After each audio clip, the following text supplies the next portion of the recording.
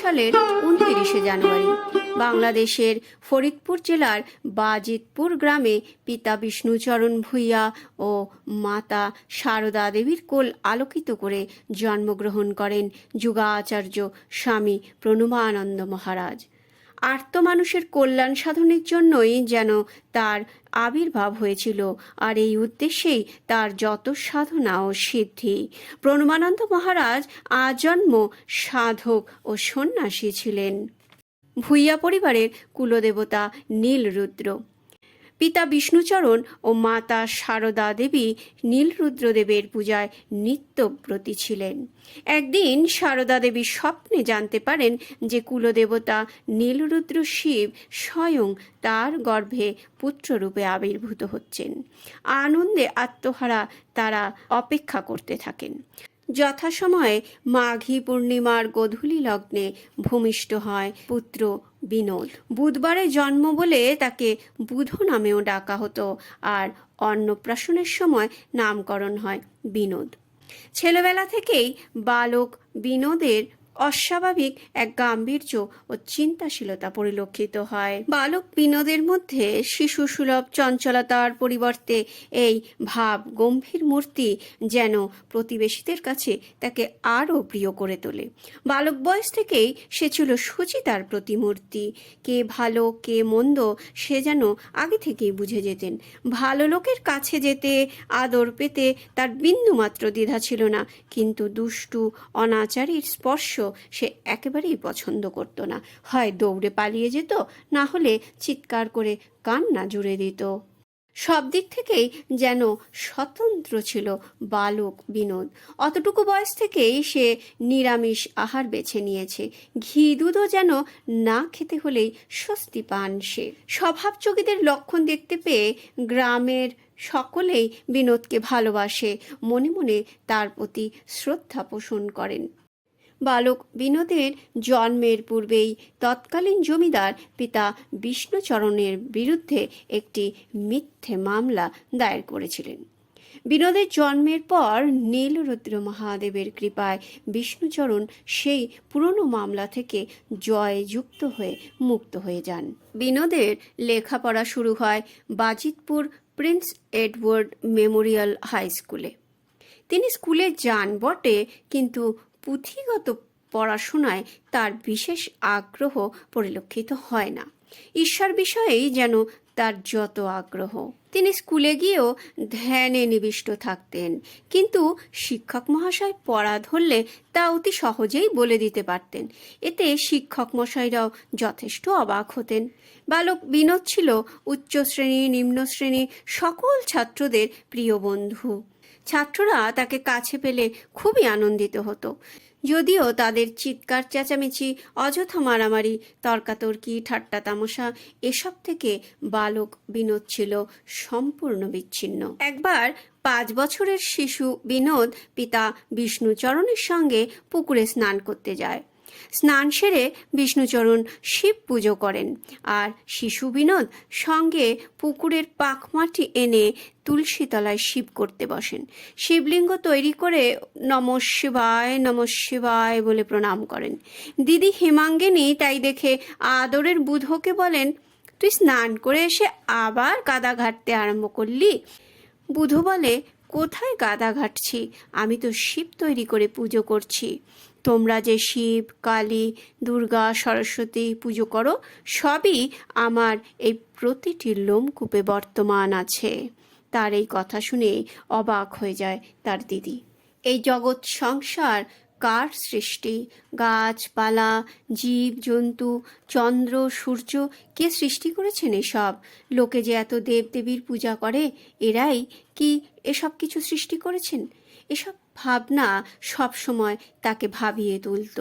বালক বিনোদ এইসব ভাবনার সাথে সাথে গ্রামের পরিচিত অপরিচিত মানুষের অবস্থার কথাও ভীষণভাবে ভাবত।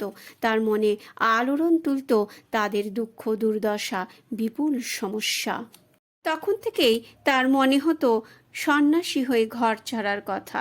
তিনি বইতে পড়েছেন বুদ্ধদেব মানুষের দুঃখ যন্ত্রণা অসহায়তা দেখে রাজ্যপাট, স্ত্রী, সন্তান, আপনজন ছেড়ে গৃহত্যাগী হয়েছিলেন এবং দীর্ঘ সাধনার পর মানুষের মুক্তির সন্ধান পেয়েছিলেন।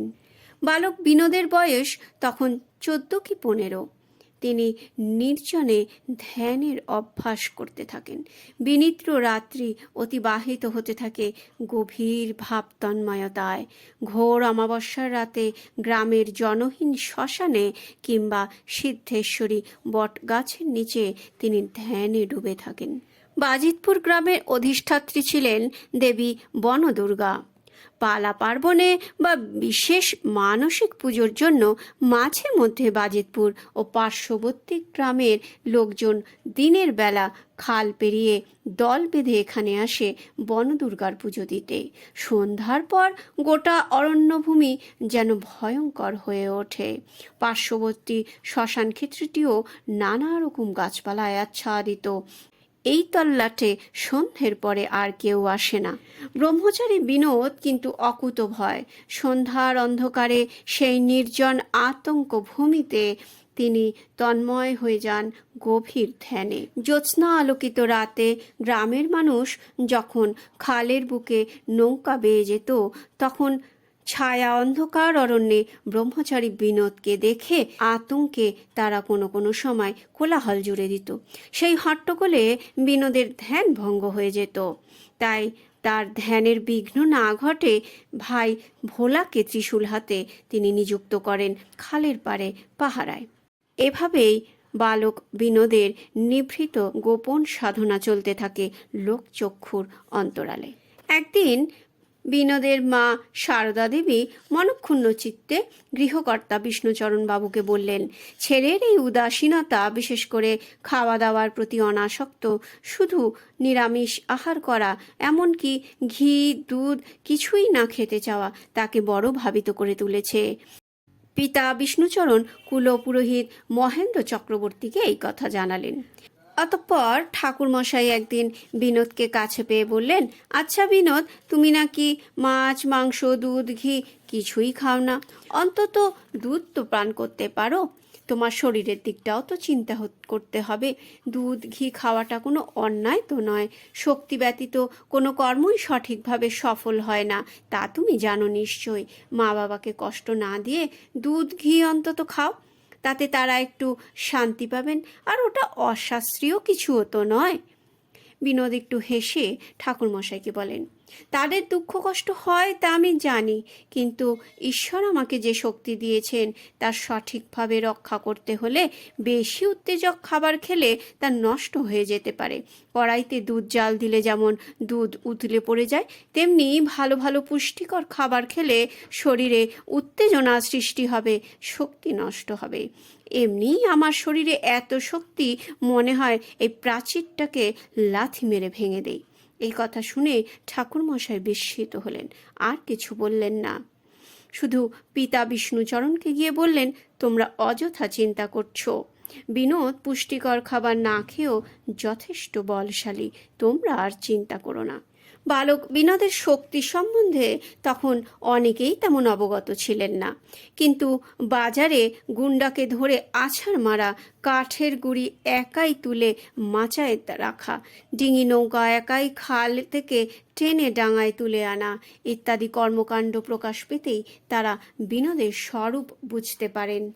স্কুলের প্রধান শিক্ষক মহাশয় শ্রী বীরেন্দ্রলাল ভট্টাচার্য তার প্রিয় ছাত্র বালক বিনোদকে অত্যন্ত স্নেহ করতেন।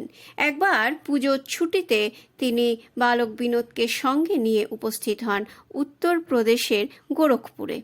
সেদিন ছিল একাদশী তিথি। মহাযোগী গম্ভীরনাথজির দিব্য দৃষ্টিতে ধরা পড়ল ভাবিকালের এক মহাযোগী। তরুণ সাধকের প্রতি দৃষ্টি নিবদ্ধ করে তিনি সহাস্যে বলে ওঠেন, তোমার সাধনা তো হয়েই আছে। শুভ দিনে বিনোদ মহাযোগী গম্ভীরনাথজির কাছে দীক্ষা লাভ করলেন।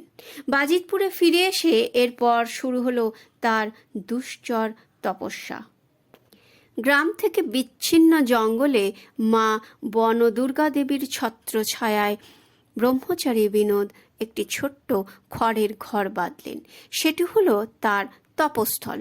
সেখানেই দিন রাত্রি চলতে লাগলো তার সাধন, ভজন, জপ, ধ্যান। শ্রী গুরুর কৃপায় তিনি পেলেন পরম সিদ্ধি। তন্ত্রমতে তিনি হলেন শিবত্বে অধিষ্ঠিত।